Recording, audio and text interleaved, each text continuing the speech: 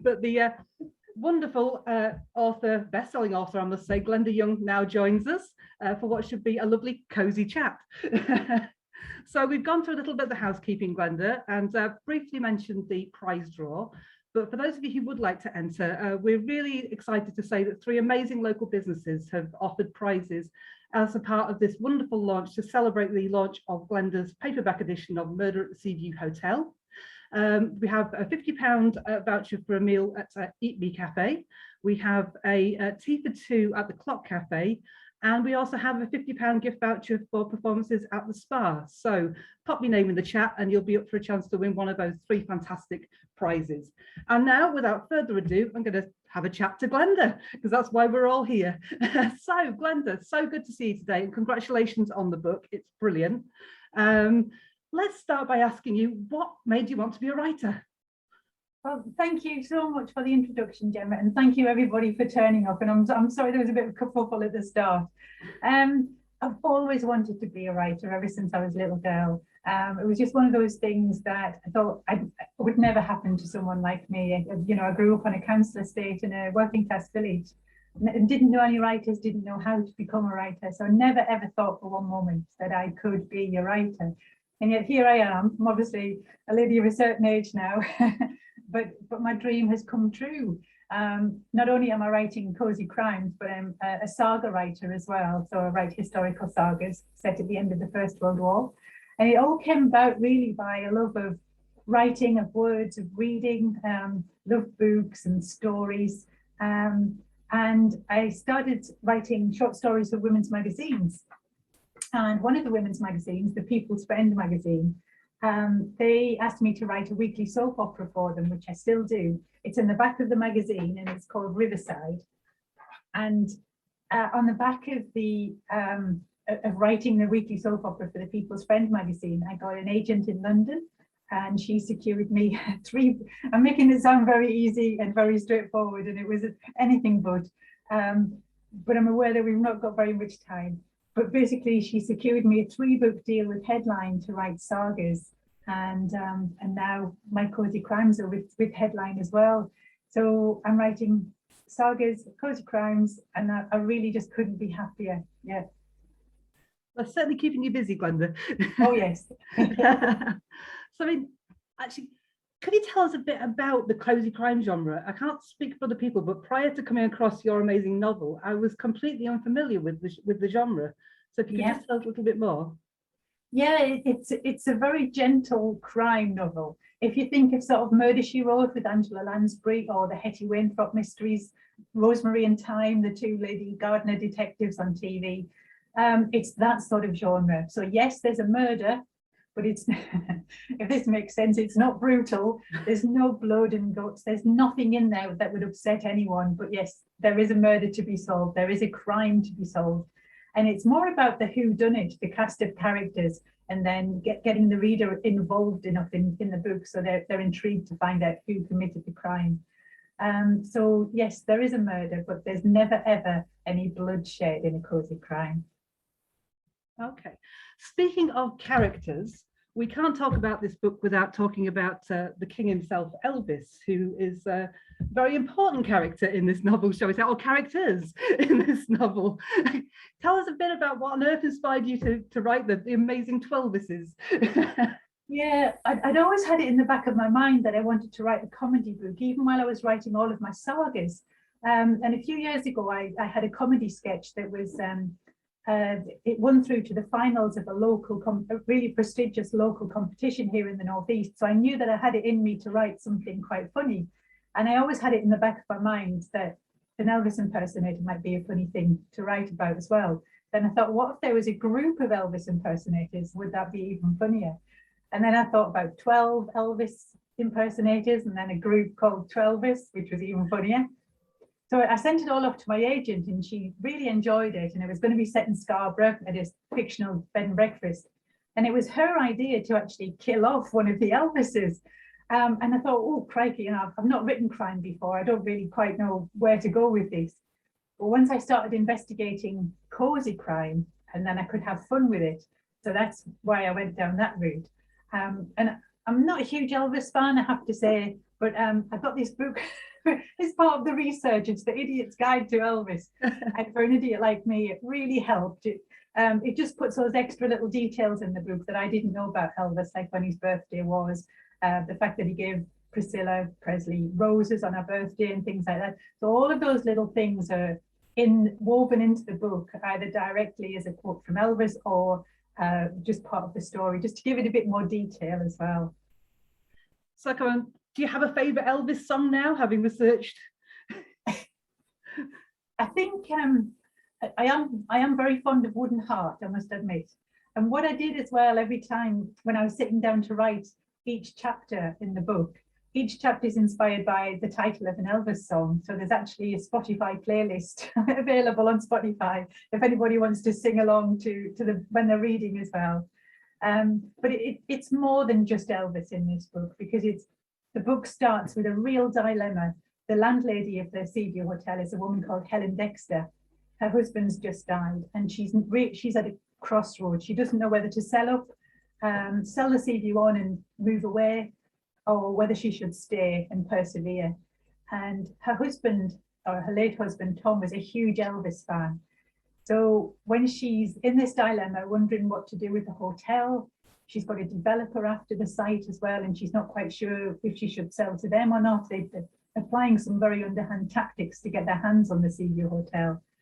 So while all of this is going on, she gets a phone call from Elvis One of the 12. And she takes that as her sign from her late husband that she should stay and keep the Seaview Hotel going. But of course, when she takes in these Elvis impersonators, one of them ends up dead. Poor Helen, I really put her through it. You do. I mean, the book is full of really strong, really interesting and quite quirky characters. Helen's probably one of the more normal people in the novel, but a fascinating and strong female character, which I know you like to write.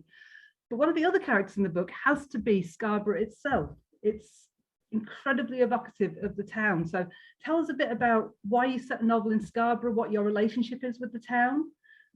Yeah, well, I set the novel in Scarborough because it's my happy place. I absolutely love coming to Scarborough. I always have. My mum and dad used to bring us as a family with my two younger brothers to Scarborough when we were children, and we stayed in the same bed and breakfast for many, many years. And then after my dad died a few years ago, we all came to Scarborough as a family. There were about 10 of us, and we did all the things that Dad used to love doing. And ever since then, we've been coming back to Scarborough for holidays. And I got married in Scarborough as well at the Stephen Joseph Theatre. So it's a really special place for our family. And I wrote this book in lockdown last year when we were all having a pretty miserable time of it. And we were all indoors, we couldn't go out, couldn't visit anywhere, not even Scarborough. And so to be in lockdown in that situation, and then to write every day about my happy place and listening to Elvis songs to kind of get me in the mood for writing, it was absolutely fantastic. And I think it really did buoy up my mental health through this time as well. So yeah, anybody who knows Scarborough will recognize the streets and the buildings and the scenes and all of the locations in the book. And if you don't know Scarborough, and this is I'm quoting now from some of the reviews that's been left, people are saying reading the book makes them want to visit Scarborough, and I can't think of any higher compliment than that. It's just brilliant. It is incredibly evocative. As I said, it really can feel a sense of space and place when you're reading the book. You could be walking those streets. But I have to bring you to one very special place to me that's in the novel, and that is the Rose Garden, which is part of the wider Southcliffe Gardens, for which I am the engagement officer. Now, how did you come to set a really pivotal scene in those gardens?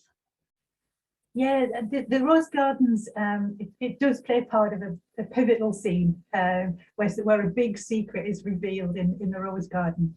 And I wanted to include the Rose Gardens and all of the Southcliffe Gardens kind of area, because if you come to Scarborough on a day trip and you've never been there before, the chances are you probably won't venture along that. Some people will, but mostly you'll see on the seafront with the slot machines and the beach and the donkeys, and you might not venture along to the South Bay, to the Southcliffe area. And I just, for me, it's really special. I love it. It's like a different part of Scarborough. It's quieter, and it's very green and lush, and the rose gardens, especially when the roses are out, it's just incredible. So I really wanted to set a scene inside the rose garden where they're actually sitting on a bench. You can smell the roses, or they talk about the roses, because I think when I'm setting it's out of season. And it was just important to me to include that part of Scarborough as well, because it's sometimes not neglected, but like I say, if you come to Scarborough for the day, you might not necessarily venture over there. So to tell readers about all of these different sides to Scarborough that they might not know about is wonderful. Yeah, and I've actually finished the second book now, which is called Curtain Call at the Seaview Hotel. It's about an acting troupe that come to Scarborough, and the leading lady gets killed off. And that includes a very pivotal scene set in the Italian gardens as part of the South Cliff. Yeah, brilliant. I have to say, Italian gardens are one of my favourite places. Onto one more character in the book, which is a four-legged character, Suki. Did you enjoy writing a dog character, and what was your inspiration for including her? Yeah, well, the genre of cosy crime does seem to be that if it's a female sleuth, then she needs some sort of domestic animal or pet, and I like dogs better than cats, so I thought I'd put a dog in. I don't know if you can see, but she's actually on the cover. You might not be able to see it on the screen.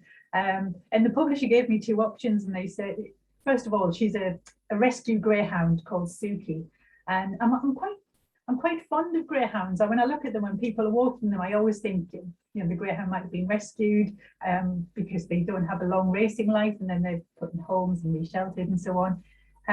So I'm quite sort of fond of them, and I met up with someone who's got two of them, so I went for long walks with her and got to know the characteristics of the greyhound.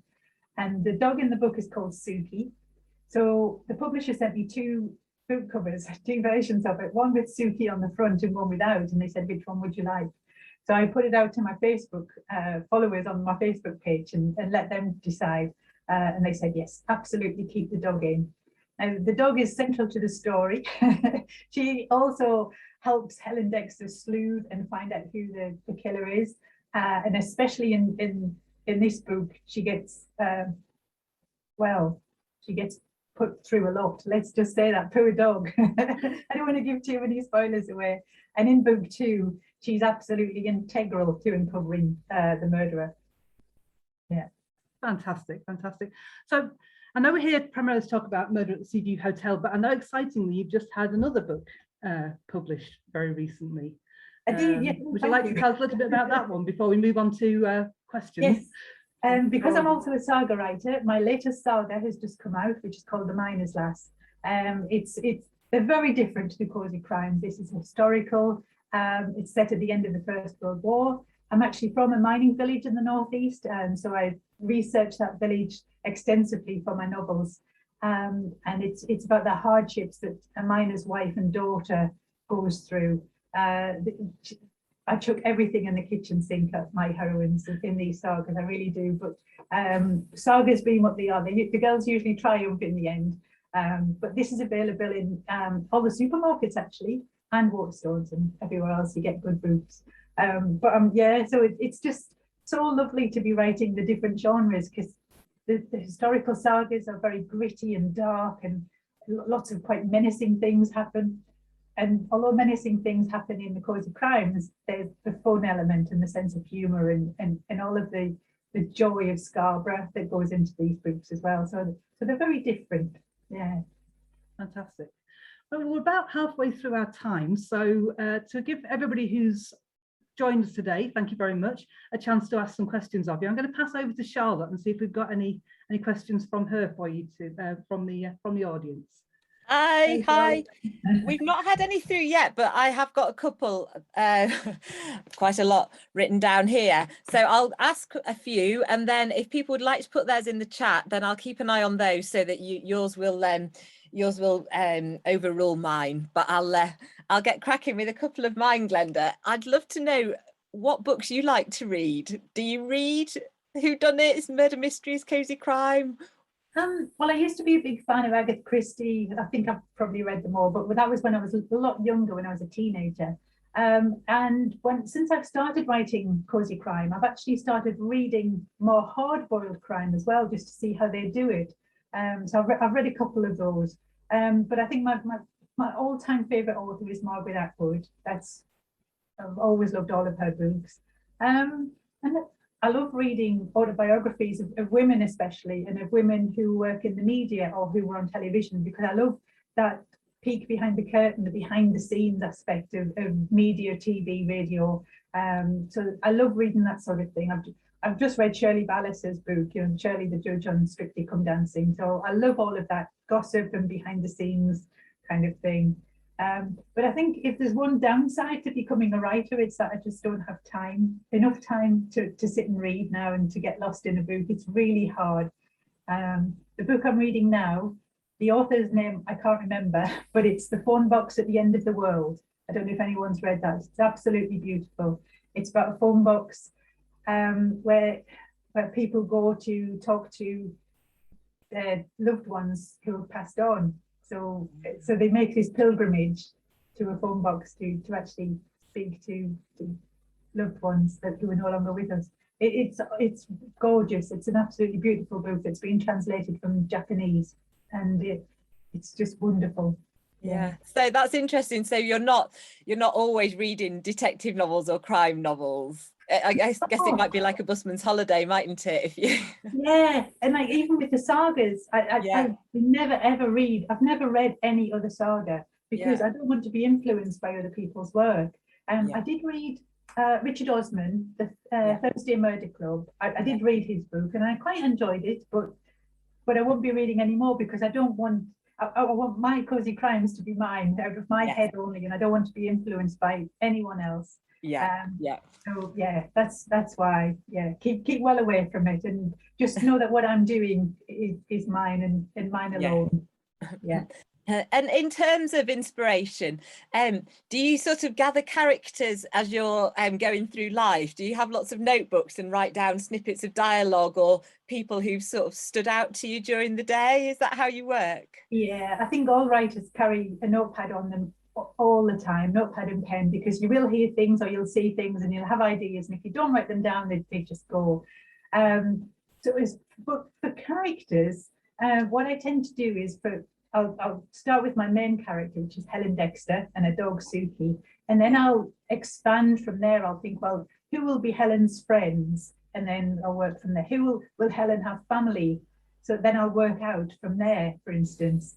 And then with the Elvises, because there were 12 of them, I didn't want to confuse the reader too much. So we don't, although I introduce all 12, we don't concentrate on the 12. There's only maybe 2 or 3 that are quite I send kind of to the front of the book,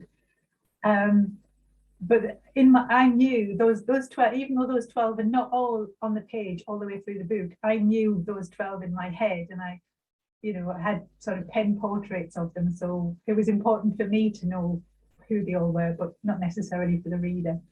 And how do you plot your novels then? Because presumably it must be quite sprawling and quite complicated to think how, if you're dropping little clues or, how you make it all tie up. I've always been quite fascinated by that. Yeah. I do plan out. In fact, the room I'm standing in right now is the room that I write in, and I'm having to be really careful where I stand on the floor because I've got pieces of paper all over the floor, planning out my next saga. So that's what I do. I put the 16 sheets of A4 paper on the floor. They're all covered in Post-it notes that I can move around. And only when I'm completely happy with the way it's laid out, then I type up chapter plans and then start writing, which is almost the stage I'm at now for the next saga, which is really scary. Amazing. We've had a question in. When will Curtain Call at the Seaview Hotel be published? Curtain Call is out, I think it's in May next year, in hardback, in ebook and audio, and I think the paperback comes out. It'll be May, about August. Right. Paperbacks in August. Yes, that's right. Paperbacks in August. I've spoken to Gemma about this because we might be doing an event, a live event in Scarborough in August. In the summer. So Curtain Call is so much. I mean, Murder at the Seaview Hotel with 12 Elvis is a lot of fun. Curtain Call.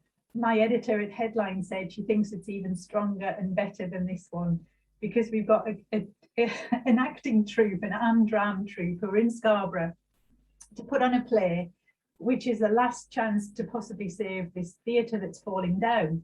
And I've called the theatre the Modernist as a nod to the old futurist theatre in Scarborough. So if this play succeeds, it will save the Modernist theatre, and if it doesn't, then the theatre will go under. So everything is at stake. The leading lady is a real diva. She used to be something on television, and she thinks she still is quite a bit of a star. And she's the one who ends up dead. So the suspicion immediately falls on her castmates. But as with Murder at the Seaview Hotel, there's a lot more going on in the background and in Scarborough. And what I've tried to do as well in the second book is use different locations. So we're not going back to the same locations and the same streets. And there's going to be a third one as well. I can't say anything about that one just yet. I can't give any spoilers away. But in the third one, there's going to be even more different locations. And I want to try and get the funicular into the third one as well, because I haven't put the funiculars in yet. Oh, that sounds brilliant. It's so exciting, Glenda. This is wonderful. Just leaping ahead very slightly, who would you like to star in the film of your books? Oh, crikey. Oh, do you know what? I don't know. It's not something I've ever given any thought. Well, I think you might need to start thinking about it soon. Maybe someone like Olivia Colman as Helen, because that's how I see her.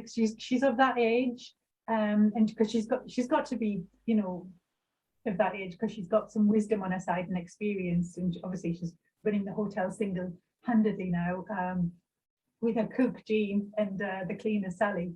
For the Elvises, my word, you could have any fantastic male actor in Britain. The whole 12 of them, you could recruit loads. But Scarborough Elvis Tony Skingle was a really big help with research for the book in with regards to Elvis impersonators. So I'd love to give Tony kind of a supporting role somewhere in the book. He can come on as an extra and just be in the background. That would be wonderful.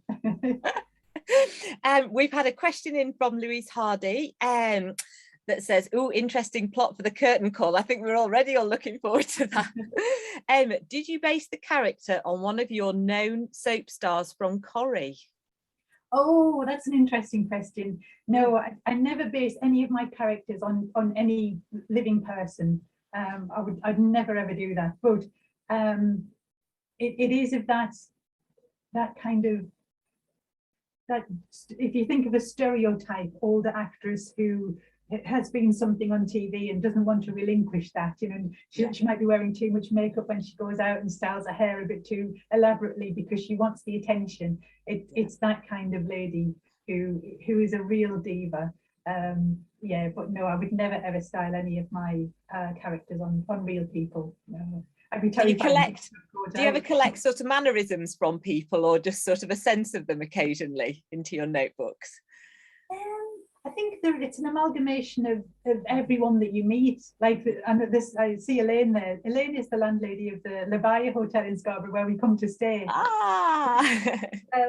So the Seaview Hotel is an amalgamation of all of the bed and breakfasts I think I've ever stayed in. It's the you know, so it's that, and it's the same with characters.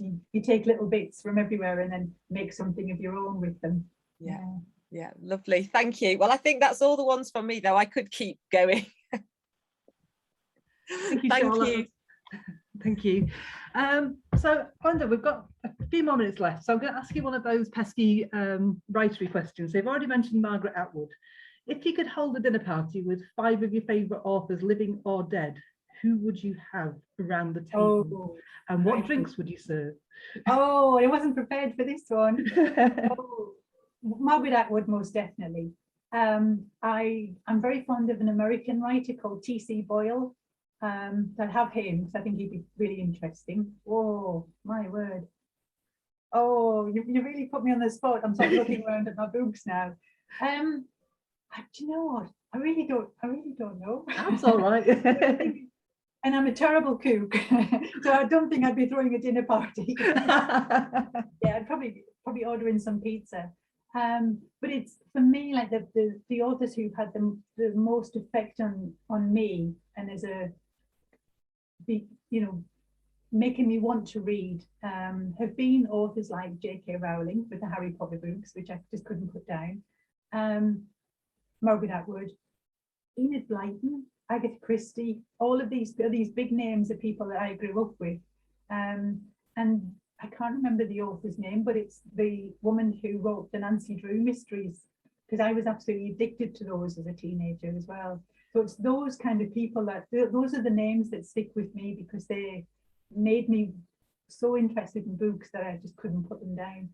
So when people send me messages, especially about the sagas, and they say, I couldn't put it down, I'm like, wow, that's like the best compliment you can get, really, as an author. I'll ask you a question I usually sort of ask authors, which is, what do you suggest to aspiring writers? I firmly believe they're never too old or too young to start writing. So what would you say to somebody who's a bit nervous about putting pen to paper, but I think like to get started? Yeah, whatever it is that people want to do, whether it's writing or art or sports or whatever, if you feel really strongly and passionately about what you're doing, which I always have about writing, then it will come out. It will find its way. I mean, it's taken me a long time to become a published author, but if you fully believe in yourself and you are passionate about it, it will definitely come out. But as far as writing goes, I mean, there are so many writing groups now you can join.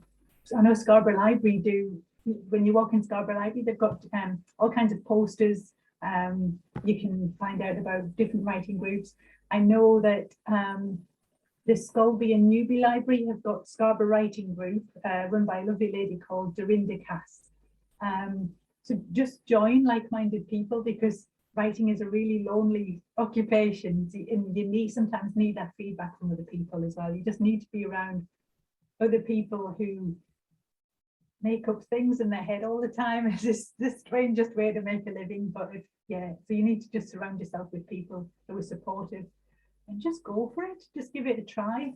Start little, like I did, with short stories, poems, flash fiction. And then, you know, if you feel you've got a novel in you, then just go for it. Yeah. Brilliant. Just quickly to mention to those who were listening in, if you wouldn't mind popping your name in for the prize draw, we'd still like to get a few more names for that, so you've got to be in it to win it. So still 5 more minutes to pop your name in that chat box. One other question, you mentioned that you've had a little go at hard-boiled crime and just recently. Are there any other genres you have a burning ambition to write novels or a series of novels in? No, I think I'm done now. I think the sagas do take a lot out of me, because it's a lot of research, and I do fill it with a lot of detail. So to be in the cozy crime is light-hearted relief, and I have, you know, it's a really good contrast to the sagas. So I think between those two genres, I'm set. I don't want to do anything else. I'm quite happy now. Yeah, more than happy. Fair enough. No burning space opera then. No. And of course I write, you know, I do write the weekly soap opera for the People's Friend every week as well. So which is a joy in itself. It's actually probably the writing highlight of my week, because I just disappear into this little comfortable community for half a day when I'm writing it, and I love it. But I just want to say, I've got a little dancing Elvis here. I don't know if you can see him. He's solar powered. You put him on your windowsill, take him out of the box, obviously. Put him on your windowsill, and he just dances. So I've got a solar powered Elvis, and I've got a box of fudge, and I've got some candy rock, and you can win all of these and a signed copy of the book, and some bookmarks, and some postcards. And the competition's on my Facebook page, so do enter, because I've already got one of these on my windowsill. I don't want to do dancing, or maybe I should get 12 actually, shouldn't I? So I've got a competition on my Facebook page. And while we're talking about competitions, I know Gemma's already mentioned this, but I just want to say a huge thank you to the people who've donated the prizes. Eat Me Cafe, which is a fantastic place. If you've never been there, do go. They're inside the Stephen Joseph Theatre. So Eat Me Cafe, the lovely Clock Cafe, which I've just realised I haven't put into a book yet, so that's definitely going into book 3. And the Scarborough Spa, which has a starring role in Murder at the Seaview Hotel. So thank you to all of those sponsors. Yep, and on that note, Glenda, I must say a massive thank you to you. Thoroughly enjoyed the book, thoroughly enjoyed our chat. Can't wait for the sequel, and what's more, I can't wait for the sequel to take place, the launch of the sequel to take place in our own little Scarborough, and welcome you back. So thank you so much. It's been absolutely lovely talking to you this afternoon, and thank you to Charlotte for your help as well, and thank you to everybody who's come along. I hope you've really enjoyed the chat, and yeah, get this book, it's brilliant. Thank you, everyone. Thank you, Gemma, and thank you, Charlotte, and thanks everyone for coming. And Gemma's explained what we'll do with the competition, and so fingers crossed, everyone, and good luck. And I hope we haven't got many people on the Zoom, so you've all got a really good chance of winning. Wonderful. Hope you really enjoy your prizes as well. Okay. Thank you again to everybody who's come along and joined us today, and enjoy the rest of your day. Thank you. Yeah, thanks, everyone. Thank you. Bye-bye. Thank you.